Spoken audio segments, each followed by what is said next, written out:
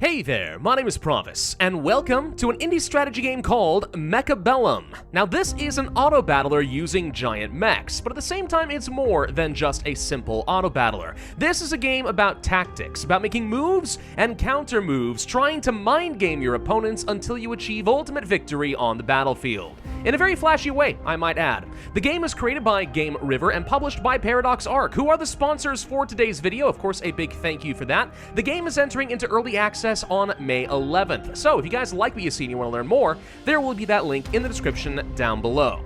Now, at its heart, Mechabellum is intended to be a PvP game. You're going to get the most value if you play against other people who can surprise you with unconventional tactics. But because I'm looking at an early game review copy, I don't have an access to a lot of multiplayer people, plus I don't even have that much confidence that I'd even be able to win. The game can take a fair bit of practice. So on that note, we're going to go ahead and jump into a practice mode for the game against a hard bot, and this will be a good way of showing off the mechanics of the game and what you can expect.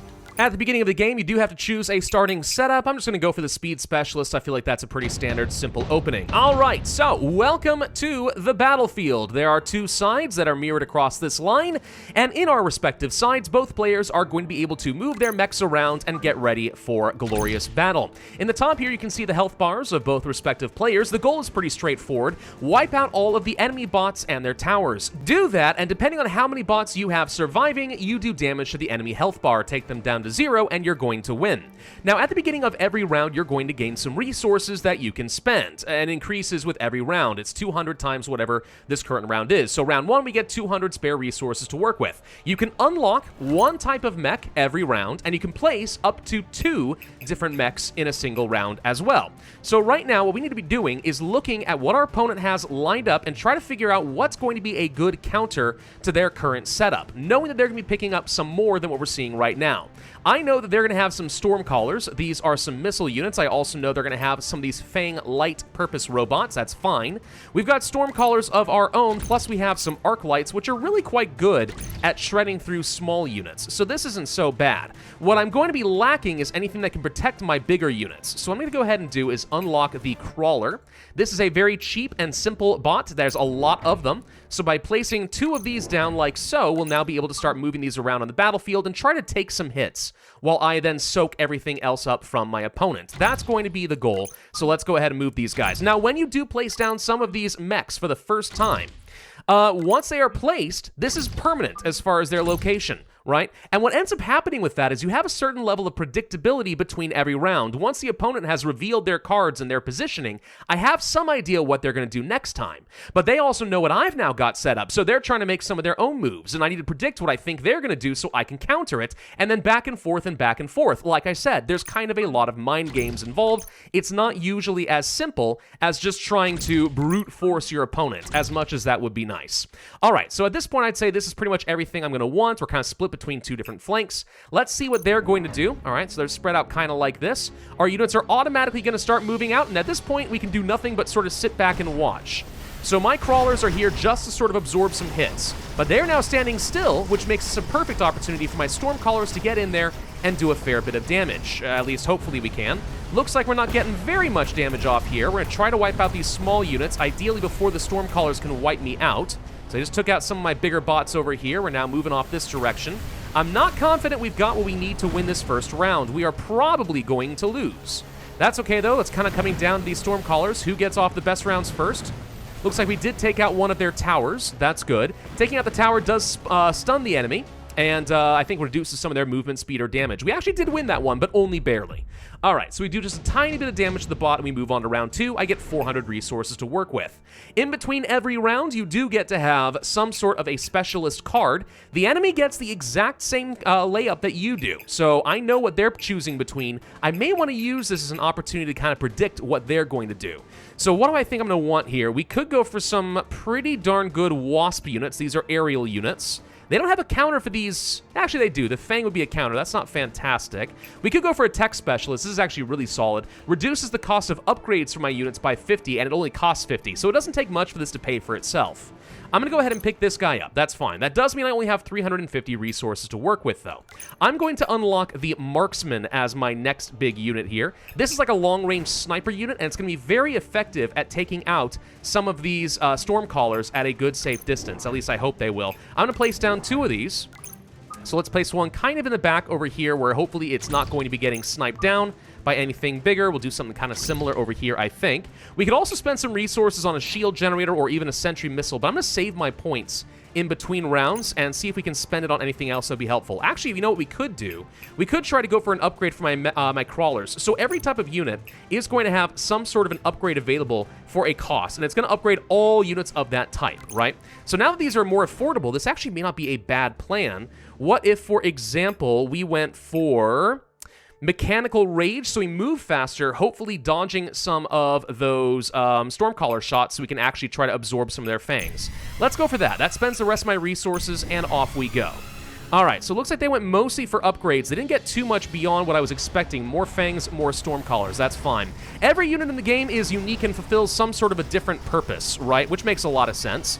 And it's kind of like an elaborate game of rock, paper, scissors in that way, right? You kind of need to predict what's going to be good against certain types of units and what's going to be weak to others in order to know what's a good counter, right? That's sort of the idea behind the game.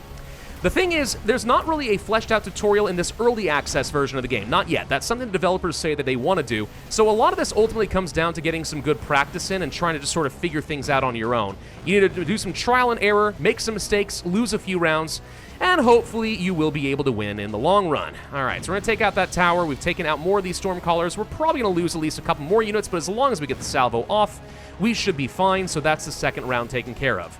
Don't get too complacent, by the way, because I've been in a situation where I've had the enemy down to their last sliver of health, and then all of a sudden they turn things around and I can't figure out my counter fast enough, and then I just lose control entirely. And that can happen, for sure. What do we want to do now? We can reduce the upgrade costs of crawlers even further. Right. Or we can make the marksman cheaper. These are really good units. I do like marksman. I think I'm going to go ahead and pick this up. This, again, will pay for itself pretty quickly. But what else could we get that will be helpful here? So first off, what's this? Okay, I see you got a rhino. So they got a level 2 rhino. This is a melee unit, and it's going to shred through a lot of my stuff if we're not careful. What would be a good counter to this? Well, we could go for something called a steel ball. This is very good against high HP units, so this might be the way to go. Alternatively, we could go focus hard on the marksmen and let them do their job, get them some upgrades maybe. Or we could go for some sledgehammer tanks or even some air units, which, as long as the fangs, these simple light all-purpose bots, don't take them out, they'd be able to do some good damage. I don't know. I think that the answer is we're going to unlock the steel ball. I'm going to place down at least one of them like so, and I'm probably going to place down another marksman as well. Place the steel balls in a position to hopefully go deal with the rhino. I kind of want you... I don't want them to get focused on the wrong targets. That's sort of the problem. But I guess we'll do this-ish here, and we'll move this marksman up over this direction. Again, I kind of want him in a position where he's going to target the rhino. So I guess we put him back over here. All right. And then are there any other really good upgrades we could get? Well, we could go for a much, much longer range, which keeps us in a good safe distance. Could also upgrade your units. As they destroy enemies and they survive rounds, they start getting some experience, and for relatively cheap, you can get upgrades, gets them a lot of extra health and a lot of extra damage. Not a bad call. All right, kind of looking to see what the enemy has done here. Looks like he got a rhino moved over here. That is not where I expected him. Okay. So he moved the rhino elsewhere, which means we've kind of been bamboozled here. These steel balls are not going to get a lot of value, so the question is now, how effective is my marksman going to be? And the answer is, 1, not very good. This thing is absolutely going to start shredding through here, but I've got 2 marksmen to start doing some damage. I'm going to lose these sledgehammers for sure. The question is, can we also take down this in time before it takes down my tower?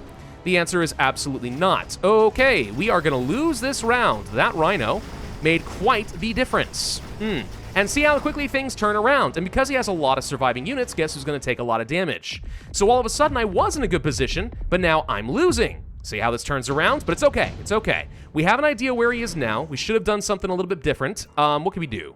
We could go for increased attack on a certain unit. We could increase their speed, move around for free. Could do this. Or obtain 50. You know, I'm going to go ahead and take the deployment module. So modules are something that you can place on only one unit. Once placed, that is it. You can't do anything else with them. But what I'm going to do is place it on the steel ball, and I'm going to have the freedom to now move this around. And I'm going to place it in a position where it hopefully is going to be able to go and deal with that rhino over here and use its damage effectively. What else do we want to get, though? Good question. We could unlock something else. Could unlock some rhinos of our own. I suppose that is an option. I'm going to unlock the... I'm going to unlock the Phoenix, I think. Yeah, the Phoenix wouldn't be bad. We're going to go for some long-range air supports, something that they can't counter as easily, as long as we have something to absorb the hit of the small units. So let's pick up a couple of these Phoenixes. Place one over, let's say, here, and then one over in the flank off in this direction in case they do something. I'm going to upgrade these crawlers so that they are a little bit stronger. We could upgrade our Stormcallers as well. Is there anything that's going to increase their range? I don't think so. Yeah, actually we could. Yeah, increasing range is an option. What actually might be more value, though, is something like incendiary rounds, light the areas on fire. Or get more upgrades from marksman? No, can't afford that with only 250. Gotcha. All right. Let's go ahead and get the incendiary bombs so my Stormcallers can leave some damage on the ground, and hopefully the small weak units are going to walk right into it.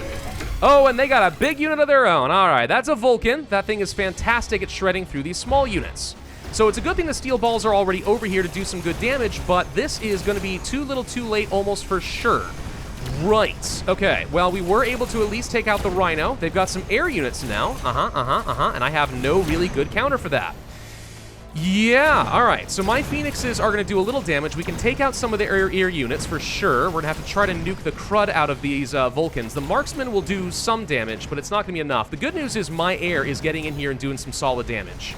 So we actually will be able to take this out. The marksmen are a fantastic counter to a lot of units for single target damage. They're really solid at any point in the game, and we did actually manage to win that round. Got a little hairy, and now I have an idea what they're working with, so I'm a little bit more scared, but at least we know what we're working against. Okay, that's fine. I've got 1,000 resources to go with now. Could go for some wasps, go for another redeployment, could go for an orbital bombardment, which can be a one-time use to just bomb an area during a round. It only works for one round, but if you really want to turn things around, it can be good. Increase HP, decrease range, blah, blah, blah. Is any of this going to do a huge thing for me? We're gonna go for the Wasp Swarm. It's a relatively cheap way of just getting some extra units if I need it in a moment's notice. And I'm gonna pick up something here called a Melting Point. This is good against very high health enemies, like this Vulcan, like this Rhino. I'm gonna place one of these down over here. Let's place him in a position like right behind some units like this so he marches forward and hopefully takes this thing out of the picture. I can place down one more thing, probably not more crawlers where they're gonna get mowed down over here. What I would really like is something that can take out more of their air force, but I don't have anything that's great at that, if I'm honest. We could go for more marksmen since they're cheap. It's an option for us. I'm gonna do that. Let's get one more marksman. Let's move you over into this approximate position in the middle of the map. Let's see. We could get some upgrades on these guys. I think that's probably the right call right now. It's time for just upgrades across the board, so let's spend a fair bit of money making these guys have some proper high health. Any other upgrades we could afford? Not really. That's all we can do. All right, let's go ahead and end deployment. So we got some upgrades for his units, but he didn't add much more to the battlefield. So my hope is the Melting Point is going to do a stupid amount of damage to things like this Rhino. The longer it's able to charge up on an enemy, the more damage it does. It's going to be a great counter against something like the Vulcan in particular. Unless it gets trapped on these tiny units, in which case all of a sudden this thing starts doing a lot less for me. And they flanked me! Okay, I was unexpecting that. So you can place enemies on the side of your opponent's map. However, doing so means that it takes a lot longer for it to charge up its power, right? They have to kind of charge up before they can get in there. So there's a delay and an opportunity to slaughter a whole load of them, but I was not prepared for this, and all of a sudden, they are in a fantastic spot. Oh, we're in some serious trouble here all of a sudden. We're in some really serious trouble. Okay. Well, we'll clean up whatever we can, which is not much, unfortunately. They're going to hit me really hard, because if you have a giant unit still alive by the end of a battle, then they do a lot of damage to you. So, yeah. Okay, let's see what the damage is going to be this time. Boom, boom, bada, bada, boom, boom, boom, boom, and whammo. 400 damage from just having the giant bot. Ouch! All right, they got me. They got me good there. Super heavy armor, HP increase. We go for a haste module. Movement speed of a unit goes up. Well, attack is increased by 40%. Could be good. An ion blast, incendiary bomb. I guess I'll take the free haste module, but none of these... Some of these are good, but I need units more than anything. Wow, they've really dumped a lot over here, haven't they? This is going to be really hard for me to counter effectively, isn't it? Yeah, it is. Okay. I can't think of an easy solution, actually. They've kind of got me here. We can go for another one of these Phoenixes, for sure, and do something over this direction. I can move the steel ball over somewhere like here, for example. We can go for probably some Stormcallers. I don't know if this is the right call, but place them back over here to hopefully start taking out some of the small units and then focus fire with lots of AoE damage. This doesn't feel right, but this is kind of the only thing I can think to do. Let's get some upgrades for the Phoenixes. What else can we do with these guys? Increase their movement speed and reposition. Increase their damage and range. Yeah, let's get the Phoenixes upgraded for 350. See that being solid. Let's upgrade the steel balls so they actually can survive a little bit longer. Create a bunch of crawlers. Every one that's destroyed. That won't last well against a Vulcan. We could go for upgrades to the units I've already got. I guess that's kind of my only good option. Yeah, all right. Let's upgrade these arc lights, and then I'm going to place down a shield generator over, let's say, here. And this is going to absorb a lot of damage, hopefully giving me enough time to reposition units and start nuking some of these guys down. All right. This is getting a little on the hairy side, to be honest. We're not in a great position. We can take out their Rhino pretty quickly. That's good at least. And we should be able to launch a lot of rockets. But over here in the flanks, what's happening? And the answer is not much good stuff. We're getting kind of slammed here. They're bringing in lots of air forces. If I don't get something to counter that at some point pretty soon, we're going to have trouble too. Okay, we're leaving a lot of fire on the ground with the Vulcan. That's good. The melting point is targeting the literal worst possible things. We did deal with this threat, so that's good. We're able to take out a lot of these small guys, I hope. The melting point's doing its job, sort of, but now we're going to get hit by a bunch of missiles, and these guys are going to start dying. So there goes the melting point. Okay. But now air forces are in position, and they don't have anything left that can counter these.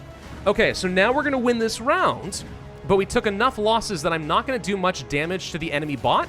So it's a victory, but all it really does is prevent me from taking more damage. It's not really going to amount to a lot, unfortunately. Especially if this thing doesn't survive to do any more damage, which it's honestly questionable whether he will. Nah, he did. Okay, so a little bit of damage gets done here. Not much, though. Not much. All right, all right. We need some big changes. We need something that's going to change our pace here. Something. Okay, a barrier like this will help. A lot, actually. So I'm going to pick this one up, and what we can do here is drop this on the melting point, so it's going to have a big shield generator that walks with it, and that's going to help quite a lot. We need to get something like a Mustang, I think. Yeah, we need something that's going to counter some of their air a little bit more efficiently. So this is a good all-purpose high-speed unit. We'll place down a couple of these. I'm going to get an upgrade for a stronger attack against air units. That's going to counter his wasps very, very effectively.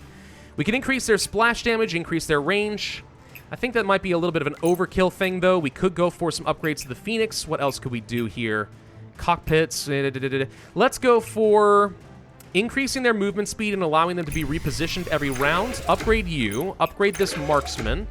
We can get another upgrade for you and an upgrade for you. And let's upgrade these crawlers to the maximum level just to try and buy me as much time as possible. And that's kind of all I can think to do here. So where are their wasps? They got some over here and some over here. All right, so we're going to be placing these kind of on the back line, mostly to follow up with their high speed and try to wipe these out without getting killed too early on by the big, scary stuff.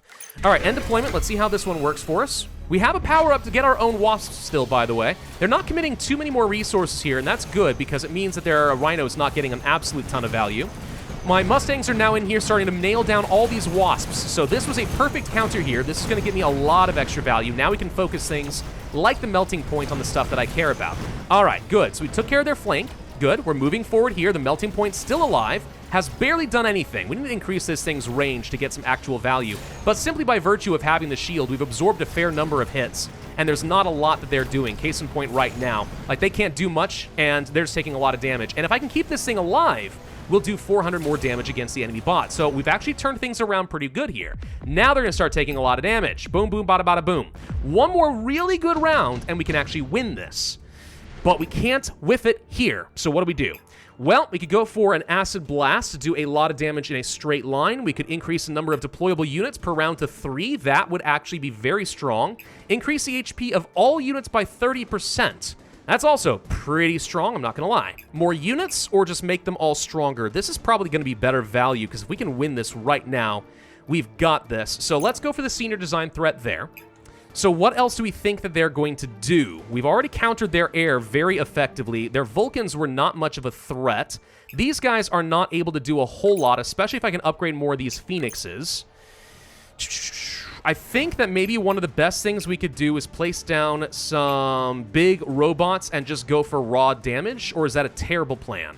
No, let's have some fun with this. I'm going to go ahead and get a fortress, not a fortress. That's a small typo, but they'll correct that later. These are very expensive giganto robots, but they're cool. I'm going to have one march over here, right behind the giant shield generator, and I'm going to place one of these over, let's say, here. He's going to counter these for now, but that's not going to last forever. Melting point, can I increase your range? Yes. Cost me a lot of resources, but let's do that. That's going to be worth it. We can upgrade these Phoenixes. They've been high value. The Mustangs are too expensive now. Anything else I can upgrade? We can upgrade these Crawlers one more time. This might be the last round. I'm going to go ahead and do that, and I'm going to call forth a Wasp Swarm. They've got some big giant red circles here. What could this mean, I wonder? I have no idea. Let's place these in a position to follow up behind all of my units, and then stay in the shield generator and try to just do lots of DPS. All right, here we go. All comes down to this one now. Let's see what happens. So they're doing something here. I don't know what this is, but it scares me a little bit. They're spawning tons and tiny little crawlers. Right, that's no good. Okay, well, let's see how effective we are at taking these all out. The steel balls still haven't done an absolute ton of damage, but their other units are not lasting long. The melting point is much, much more valuable now. Mustangs still trying to wipe out some of their air forces the Vulcans got in. The big fortresses are not lasting very long. But we're taking out their small units. The shield is moving forward, which means now we can start doing a lot of damage here. Good. The melting point should be able to start really earning its value at this point. Take out these small units and we can focus on the big boys. The Phoenixes are mostly unassailable. It's really the marksmen here that are going to be the problem, but we've just taken them down. So this should be a victory for me. Now it's a question of how much can we keep alive.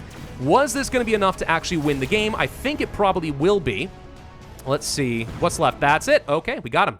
So we do a lot of damage. Yes, big damage. Boom. Boom. Barely, but sure enough, that was everything we need in order to take this down. Now imagine that we're playing against a human player, right? Somebody who's going to be a little bit more responsive or unconventional in the AI. The AI focused hard on a few things. They took a Hail Mary approach with the flanking maneuver. It worked once, and it tied up a lot of my resources, but once it was dealt with, I had a lot of reinforcements left over on this flank. So this still worked out pretty darn well for me. We countered our enemy very effectively because we got a read on what they were investing in and kind of banked that they would continue to make those faulty investments in Vulcans. So we didn't get a lot of light units, but instead we countered them very hard, and that's why we won. Imagine playing against a human opponent who might change up their tactics very unexpectedly or use a well-placed ability for a single round so you lose your footing. That's kind of the craziness that this game can offer. And I don't want to say it's kind of like chess, because that might be a bit presumptuous, but it's got that same vibe where you're trying to counter your opponent, then predict how they're going to counter your counter so you can counter their counter with a counter. Yeah, it's got that back and forth to it. Pretty insane. This is the kind of game that just takes a lot of practice, to be honest, and reading the battlefield and very good intuition. There's not a very robust tutorial in the game as of yet. That's something the devs have said they're going to add, as well as some AI improvements and UI improvements. But if you want to jump in there on the multiplayer scene, lose some games, figure out what works, that's how you're going to have a lot of fun with Mechabellum. If you're into auto battlers, and this only takes about 15 to 20 minutes of commitments, and it's going to be having a lot of variation between rounds, this might be for you. So again, thank you to Paradox Arc for sponsoring today's video. You can find a link in the description down below if you want to learn more. Otherwise, I would ask you to hit that like button, leave a comment, subscribe, hit that notify bell, and I will see you guys next time.